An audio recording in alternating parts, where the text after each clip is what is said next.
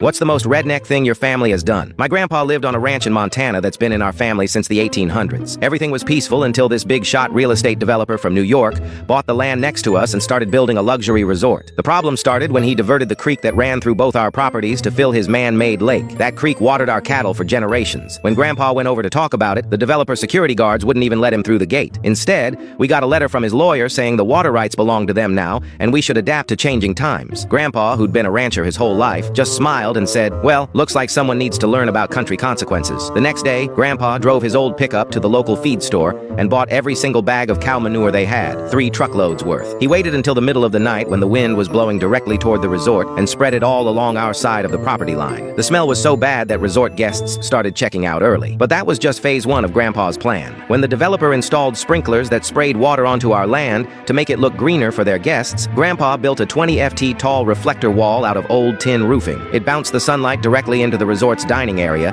making it so hot and bright that nobody could sit out there. The developer sent more angry letters, but everything Grandpa did was perfectly legal. He was just maintaining his property. Things got serious when the developer started dumping their construction waste on our land at night. We caught it all on the trail cameras Grandpa set up. They were trespassing, but the local sheriff was getting paid off and wouldn't do anything about it. So Grandpa called his old buddies, 15 Vietnam veterans, who'd served with him. They showed up with their RVs and camped along our property line, taking shifts, watching the border with binoculars and CB radios. When the developer workers came to dump more trash, they found themselves surrounded by elderly veterans with spotlights, taking pictures and recording license plate numbers. Within minutes, the workers took off. The final straw came during the resort's grand opening. They'd invited reporters and wealthy potential investors. Grandpa chose that day to move his entire cattle herd, 300 cows, to graze right along the fence. On cue, his buddy Terry flew over in his crop duster plane, which spooked the herd so bad they all started mooing and running straight toward the resort fence. The developer watched in horror from his champagne reception as hundreds of panicked cattle stamped right past his wealthy guests, kicking up a dust cloud that covered everything. 2 days later, a black SUV pulled up to our house. The developer got out looking defeated. He handed Grandpa an envelope containing a fair offer to buy water rights properly,